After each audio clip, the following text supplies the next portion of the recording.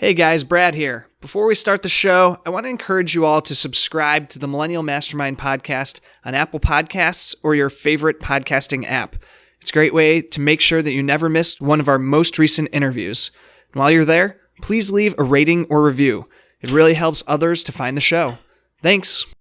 I'd actually email people telling them I'd be out there, even though I hadn't booked my tickets, try and get a bunch of meetings together, and then I would book my ticket and fly out.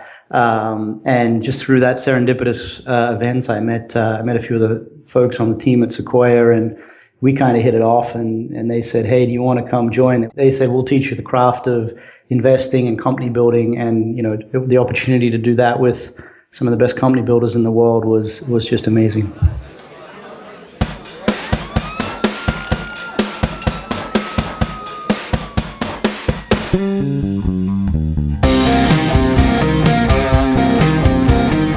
In Napoleon Hill's timeless classic, Think and Grow Rich, he defines a mastermind group as the coordination of knowledge and effort between two or more people for the attainment of a definite purpose. In this podcast, that coordination is created between you, me, and our amazing guests. Our definite purpose is achieving extraordinary results in your business and your life. I'm your host, Brad Mulvey. Welcome to the Millennial Mastermind Podcast.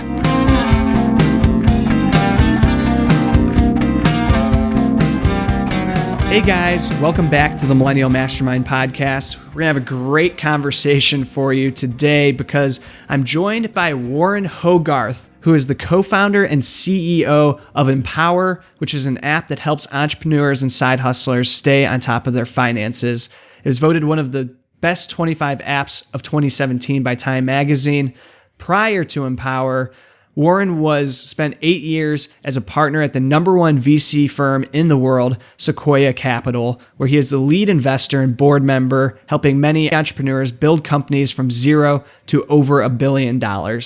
During his time at Sequoia, they invested in companies like Square, WhatsApp, Stripe, and Airbnb.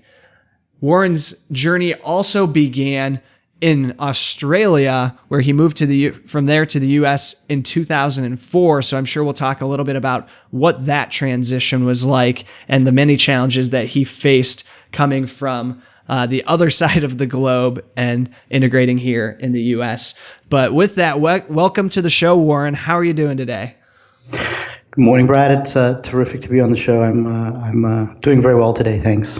Well, first of all, just thanks for being here. It's so amazing just reading through that bio of everything that you've accomplished and listening to what you've done and seeing what you've done. And in my research for this show, it was almost hard for me to believe that your whole journey started back in Australia and as an engineering student. So would you mind just going back a little bit and filling in any of the gaps that I may have left in that bio and starting kind of from the beginning of how you went from an engineering student in Australia to becoming a partner at the number one venture capital firm in the world? Yeah, it's quite a serendipitous story, actually. I grew up in Brisbane in Australia. My grandparents actually have a ranch in Central Australia of 35,000 acres. I'd spend most of my summers out there, and I was a chemical engineer. My dad was a chemical engineer. He worked at an oil refinery on one side of the river in Brisbane when he graduated, and I was supposed to go down the path of working in the refinery on the other side of the river where I'd done my internship.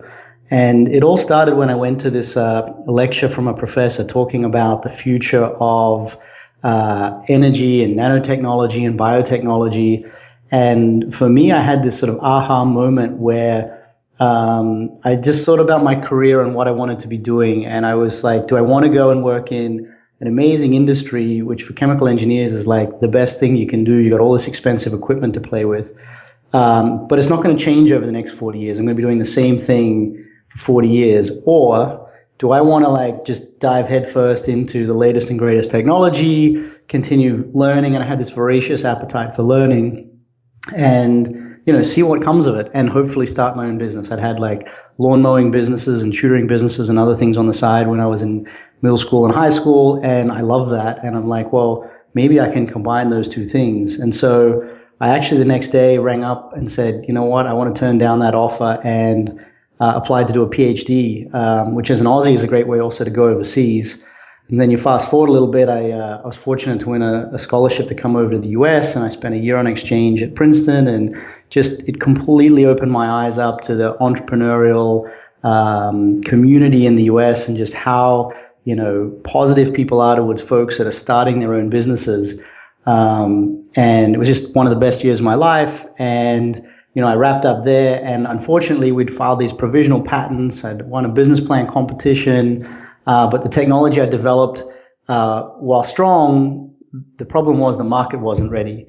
And so I was like, wow, I wanted to start this company. I don't think it's right because you don't want to fight against the market, but I want to come back to the US. And so I left to finish my studies, but applied to business school to come back, which is another thing I swore I'd never do in my life. Would do an MBA, but I decided to do it as a way to get back to the US and get a visa. Came back and, again, I did business school at Harvard, but spent a lot of time across the river at MIT and got to know a lot of technologists, was working on business plans. And at the same time, I was then flying myself out to Silicon Valley and crashing on a friend's couch and just taking whatever coffee meetings I could and where people would respond to my emails to just learn and network out here. And I'd actually email people telling them I'd be out there, even though I hadn't booked my tickets, try and get a bunch of meetings together, and then I would book my ticket and fly out. And just through that serendipitous events, I met a few of the folks on the team at Sequoia, and we kind of hit it off. And they said, "Hey, do you want to come join?" They were looking for someone with a deep technical background to help them out, and they said, "We'll teach you the craft of investing and company building." And the opportunity to do that with some of the best company builders in the world was just amazing. So when you would go out there and use that strategy of telling them you're already going to be in town, and you'd get able to grab coffee with them or schedule some time to meet with them, what would you talk with them about? How did you get their attention to be able to get those meetings? And then once you had the coffee meeting, what strategy did you use to kind of build a relationship there? Yeah, look, I would, time's a great forcing function. So to tell someone, hey, I'm going to be there over the next 2 days, even if they say no, you can always just then tell them your schedule moved and try again in 2 weeks' time. But I felt that was one good tactic. You have to have a hook in the first, very brief email with a hook. At the time, this was 2007, 2008. In Silicon Valley and many places in America, sort of green technology, clean technology was huge. I was fortunate. I'd done this PhD researching fuel cells, and I understood a lot about the space. So a lot of these people were looking to learn. So I'd usually share one or two thoughts or ideas that I had that I thought could be useful for them about, hey, I've been researching this technology, X, Y, or Z. I think, would love to, share my thoughts. I'd also love to just get some feedback from you on this concept, the idea, why you did this investment as an example. And, often they'd give half an hour of their time. And, I just try and use that to the best of my ability to just sort of understand, sort of come in humble, but say, hey, here are some thoughts. Please give me some feedback. For 50, 60% of the time, a lot of the people were very interested, and, they were very interested in new ideas. That's sort of for their craft of investing. They needed to stay on the cutting edge. And so it was this sort of, mutual exchange and benefit. Obviously, I feel like I got the better end of it because I got to meet some of the most interesting people. But, I'd probably get, certainly didn't get everyone to respond, but 30 or 40% of people would say yes. And also while you're a student, it's a great time. People really want to give forward, and so that's, if you've got any kind of hook, if it's an alma mater of yours or just that you're a student or that there's some common ground you have with that individual, do that research, send a very personalized note, and it really counts. That's a really awesome approach. And so once you fast forward a couple months or a year, or whenever it may be, to once you actually start at Sequoia and you start working your way up, how do you get to the level of partner? Is that just something that came along with the time of being there, or did you do something specific while you were there that really caught the attention of the organization and got you to that level? Yeah, look, it's a really small team. There's sort of 8 people on the venture capital side there. I was fortunate, and one of the reasons I ended up choosing Sequoia was it's an apprenticeship model where, the first few years you're there, you get to learn and work directly with, Mike Moritz or Jim Getz or some of the Roelof Botha, some of the most like interesting and thoughtful investors in the world. And it's really about, do they believe at the end of the day that then you both can, pick great companies or have strong theses? Can you convince entrepreneurs that, that they want to work with you? Can you impress them? And are they attracted to you? Do you become a magnet? And then once you're invested, like, can you move the needle for the people that we're paid to help? And so, you sort of prove yourself over a few years, starting with just supporting and then, sourcing your own deals and then getting a few of them across the line and then working boards. And, it takes time, because you only do 1 to 2 investments per year. But there's so much to learn, and it's a pretty amazing process. Very neat. So then fast forward 8 years and you co-found this company called Empower. Can you tell us a little bit about why you made that decision to leave Sequoia and start this company and what the company does? Yeah, look, there's many, this was a huge decision in my life, and there's many sort of facets to the decision. I think one of them was quite personal, which is that I had my first child, and you really start to reflect on, what it is you want to do in your career. And I'd had this amazing run as an investor. I felt I had learned so much. And I was very fortunate. A number of the companies I was involved with directly, Sunrun had gone public. 2 others were unicorns. Future Advisor, which is one of these robo-advisors, had recently been sold to BlackRock. Another one of my companies was sort of in the process of being acquired by another firm. So had an amazing run, but I always had this sort of itch to scratch. And as a venture capitalist and a board member, you're sort of like the coach, but you're not the sports analogy is the quarterback or what have you, but you're not this person in the center of the ring, calling the shots and owning the decisions, the final decisions at the end of the day. And personally, I wanted to kind of go back to that and prove to myself whether I could do it or not and experience that journey. And I think, there's this one thing that a lot of people struggle with is is risk. And as you get older, generally, and unfortunately I'm not that old, but as you get older, people typically become more risk averse. You feel like you have more to lose. And, it was nice to just sort of really challenge that and step out. And, it was one of those things that, fortunately, when I made the decision, it felt, I knew it was the right one because it felt really good and I was really happy. And I still may go back to investing one day, depending how the whole thing turns out. So that's the very personal side. And the other side is like the decision side about like what to do. And I thought it was an amazing time to start a company. There's just so much change going on right now. Consumers are very receptive to new products and new ideas. And there's so many ways that, this concept of software is eating the world to go chase. And then I'd had this, direct experience. I'd seen, Sequoia had invested in Stripe and Square and Klarna when I was there. And I'd seen these companies be built in the financial services space. And I'd seen this sort of massive change. And I thought there was an opportunity to do that for consumers, to build a new product in financial services, a new app, the one app on your home screen that, it gives you the advice to make smart financial decisions. And it makes it seamless and effortless to act on those decisions. So you benefit from the wisdom of some of the smartest people, but it's available to anyone and everyone. So how does the app work then? What does the app do for consumers?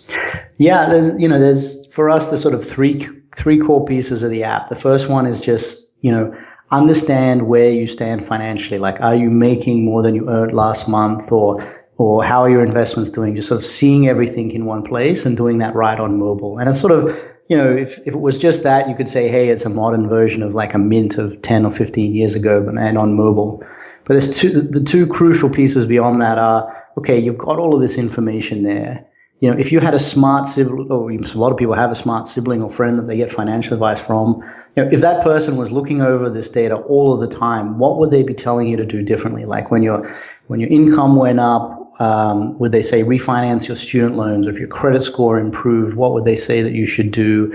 Or if it looks like you're overpaying on some bills, or you have some excess cash because you just got a bonus, or you were able to save some extra money, where should that go? Like, all of those things should be being optimized for you in real time so you get the benefit of them. And so you're not being screwed by the various financial institutions that are incented to like sort of hoard your money or keep it in one place.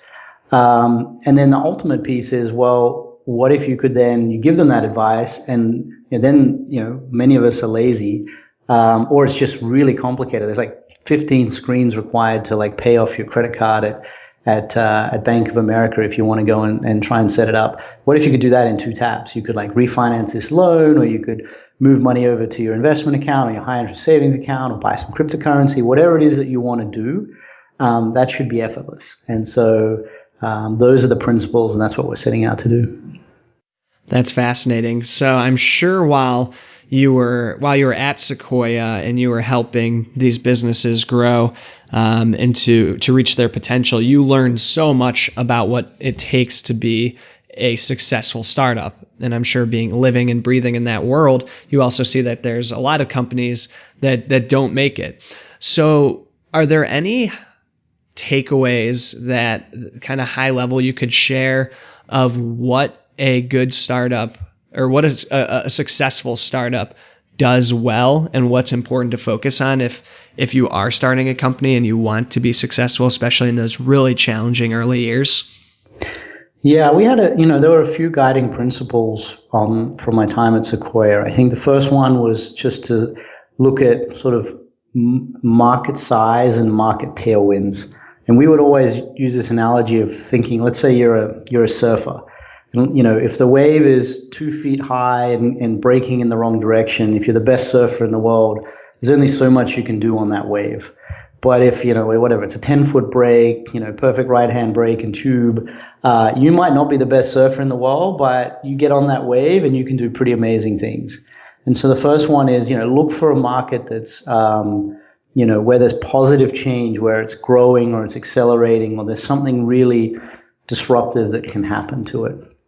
The second one, we talk about is sort of must-have versus nice-to-haves. And, it's always preferable to have a product that is a must-have for the consumer, because it means you can charge more for it and make more margins so that you can get to profitability in your business, which is critical for just existing. It also means it's easier to sell it. It's more likely to spread by word of mouth. And then from a very, again, inside the building point of view, it's about the team and who you have and surround yourself with. And, one of my CEOs would always have this question he'd ask before hiring anyone was like, would it increase the sort of the mean kind of, intelligence, competency, what have you, of the team when they brought a team member on? And that was always a wonderful litmus test. So on that topic of having a great team, you've obviously done a great job of surrounding yourself by elite individuals, by your successful trips out to Silicon Valley and getting into Sequoia, and then starting this new company. What's your advice to building an elite team? Yeah, I think it's interesting. It's really tricky because the other side of it is when you're starting off, it's always easier to hire people when there's less risk involved. And so, it's great. When I started out, I had a whole bunch of people, really close friends that I trusted, that I thought might be wonderful co-founders of the business. And when I went and spoke to many of them, while they were very interested, when sort of the rubber met the road, they had made personal decisions in life where their risk tolerance wasn't high enough because they'd have to forego, a significant short-term, monetary hit because they're in, well-paid jobs elsewhere, in, exchange for the potential of like that long-term gain. And some people were ready for that and other people weren't. And so it's tough. And so one of the things I found is that, I always like to try and bet on an athlete early on rather than, if you find someone, if you have a very deep technical problem and you need someone with deep technical expertise, that's great. But sometimes you want someone who's got a very high IQ and EQ. They may not be an expert, but they're going to pick things up really, really fast in a certain space. So that's sort of one sort of archetype that I've looked for. So betting on the potential there rather than their current state. Yeah, because you want someone who's hungry. Like, I've also met a lot of smart people, because you're going to go through lots of ups and downs in the business. It's not going to be easy. It's not all smooth sailing, and you need someone who's also going to stick by. And so you want to make sure, again, I've met a lot of really sharp people who are ready to take the risk, but they kind of feel more like mercenaries and missionaries. And then when you have a bump in the road, they're not going to be around. And so it is tough to find, like, the person who's committed, the person who's going to up-level your team, and has the right risk appetite. But almost everyone I've found has been through my own network or through, asking around. And one of the best questions that, again, every time I meet someone, you were asking earlier, what do? I sort of say, wrap up a conversation, say, if there's one person, just one person in your network that I should meet, who would that be? Someone you would consider starting a company with. I don't care really too much about what they do. And if you ask someone for one name, it's a lot easier for them, and you'll be surprised who you meet. I like that piece of advice, because so often you think that and you ask people, if there's anybody that I should know, I would love an introduction, and especially in my world with the podcast and trying to find new guests and things like that. But narrowing it down, just be like, if there's just one person that might be a good fit or might be a good person to introduce me to, that'd be really helpful. So that's a great tip. I really appreciate that. So as you kind of learned this whole investing industry, I want to take a step back for any entrepreneurs who might be listening, who are reaching that stage of the game where they're thinking about taking on capital. Is there a right way for entrepreneurs to go about raising money? Wow, that is a very complex question. It is indeed. I think, well, let me just, I suppose, frame it in a few different ways. That would be great. The first thing is you shouldn't always go after necessarily venture capital. You need to think, what is the right, first of all, what is the fundamentals of the business that you're building? There are amazing entrepreneurs and amazing businesses, which are small businesses where it's an individual, they build a business, a lot of bloggers and podcasts do this, that by themselves can generate $500,000, $1 million of free cash flow per year. Those are amazing businesses. They take a lot of hustle to do. You probably shouldn't raise any real or significant outside money, except maybe a little bit from some family or friends if you need to bootstrap the business at the beginning. Remember, anytime you take money, it changes the rules of the game. That it's like the clock has truly started, and you need to be working and hustling to pay that money back. So, I mean, always only take money if you really need it. I'd say then the next question is, who are you taking it from? Are they willing to lose it all? Will they be supportive again in those bumpy times?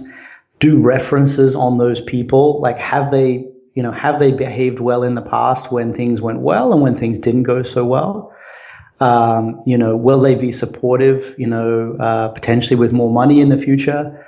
And then, one other thing I find is that practice before you go to meet, it's kind of like, if you're starting off as a small company, you're going to stub your toe a few times. So you're better off finding a few sort of B-tier, mid-sized customers or slightly smaller than your ideal customer to make some mistakes on before you go after that, the premium customer. I would get some friends or anyone else there's plenty of networks, whether they be alumni networks or, startup or pitch networks or what have you in almost any city, and practice a few times before you reach out, so that you nail it the first time and you come across professional. And then the last thing I'd say is sort of be humble. If you go to someone and you treat it as a transaction, generally they'll be very turned off, because most people who are giving you money want to believe at the very least that they're going to be helpful for you as well. And It's not just about a transaction. So I think somewhere that might be helpful for listeners to hear and would definitely be helpful for myself is you talked about friends and family, and obviously your background's in the venture capital realm. What other ways are there to raise money for a business besides those two options, and kind of what makes venture capitalism different than maybe, say, angel investors? Yeah, look, there's again, an old saying from Don Valentine, the founder of Sequoia, was the best people to raise money from are your customers, i.e. sell the product, forward sell as much as you can. A lot of real hustle entrepreneurs, they sell something that's, you don't want to sell vaporware, but you're selling something, say, hey, this is, I'm building this product, you have this big pain point. If it's a big enough pain point, can you give me some of the money up front, et cetera, et cetera. So first of all, I'd say that's one of the best lessons. But there's friends and family. There's sort of angel investors. There are like the Indiegogo or the Kickstarter campaigns that you can raise. And then I'd say there's you get to the more sort of professional institutional investors like venture capital. And think of it like in a sort of a sizing or a graduation. Friends and family might be few $1,000s to tens of thousands. Angels might be tens of thousands to $1 million.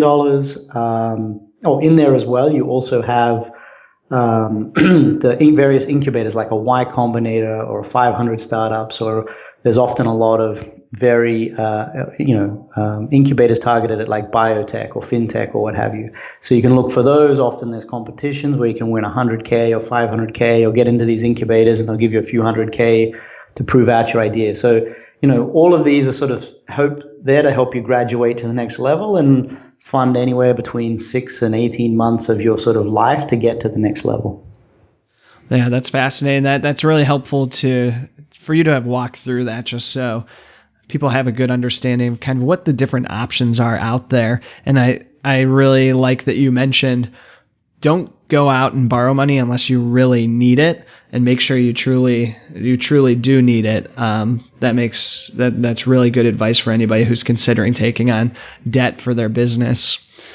Just as an example of that, like we had companies that would come to us that would effectively have pre-sold $500,000 or $1 million worth of revenue to customers because it was such a big pain point. These guys are like, I need a solution. There's no one else out there. I will sign this proof of concept or what have you, and I'll give you whatever. If in the extreme example, like a 500K contract, and we'll give you 200K of it up front to go and do it. Again, those are rare, but those are possible. And those, that's a great way to, again, it's kind of like what a Kickstarter is or an Indiegogo. You're crowdfunding before you ship the product. So you can do similar things even with off those platforms directly with larger business customers, for example. I love it. So Warren, as we wrap up our time here, one question I love to ask each guest is if you could go back and give one piece of advice to yourself when you were, say, around the age of 25, a lot earlier on in your journey, is there one thing that you've learned over either between your time now at Empower or your time at Sequoia that you would use as a piece of advice that you give to yourself at 25?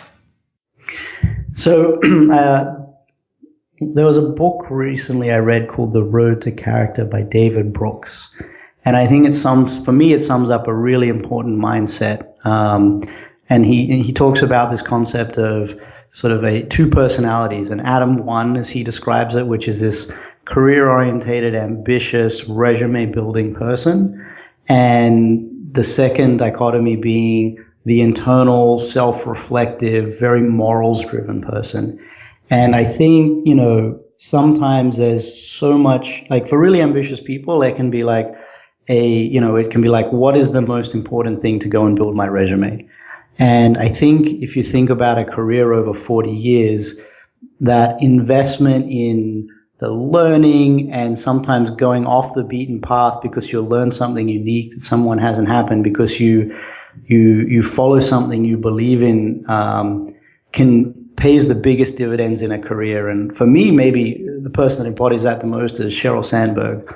Yes, she's the COO of Facebook now, and arguably one of the most powerful people in the world, when she graduated, she went and worked for the World Bank for Larry Summers for a couple of years. And then she went to business school. And then after business school, she went and worked for the Treasury.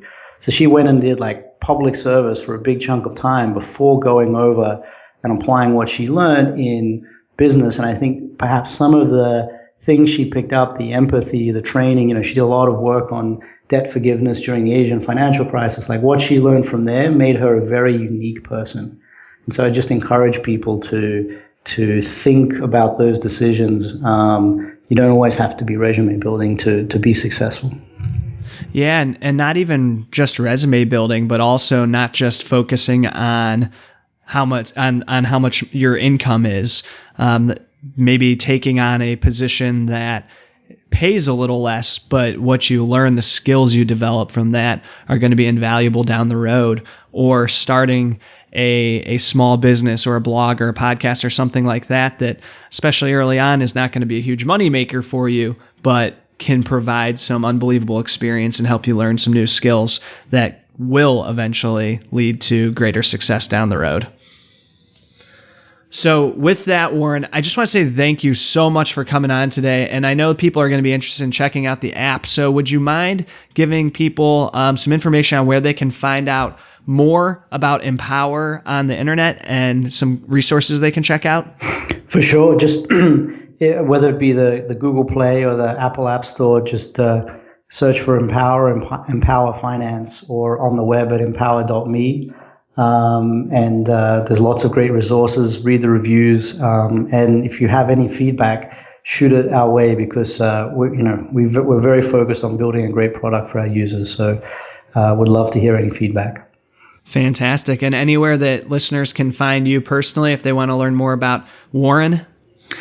Yeah, again, just so Warren Hogarth. I'm on Twitter at Warren Hogarth, or shoot me an email, warren@empower.me. Well, Warren, thank you again. This has been an awesome conversation, very enlightening. So we appreciate you stopping by the podcast here today. It was wonderful, Brad. Thank you.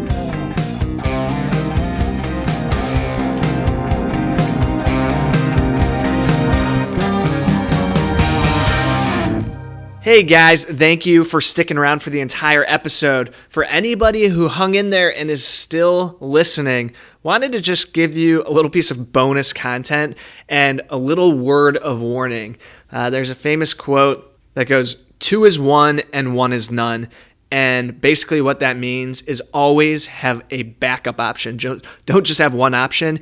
Here's a little audio clip of my primary recording from this episode. And thank God I had a backup. Have made the mistake in the past of not having a backup recording and had to toss entire episodes. God, that's freaking embarrassing when you have to go back to a guest and tell them that they just spent an hour with you and you got none of it that you can use. It's embarrassing to share it for me, but well worth the lesson that hopefully you guys do not have to learn the hard way like I did. And it's pretty hilarious to hear me sounding like Mickey Mouse or something. So enjoy. Have a great week. Prior to Empower, Warren spent 8 years as a partner at the #1 VC firm in the world, Sequoia Capital, where he is the lead investor and board member, helping many entrepreneurs build companies from zero to over $1 billion. In the word of Kevin McAllister, woof.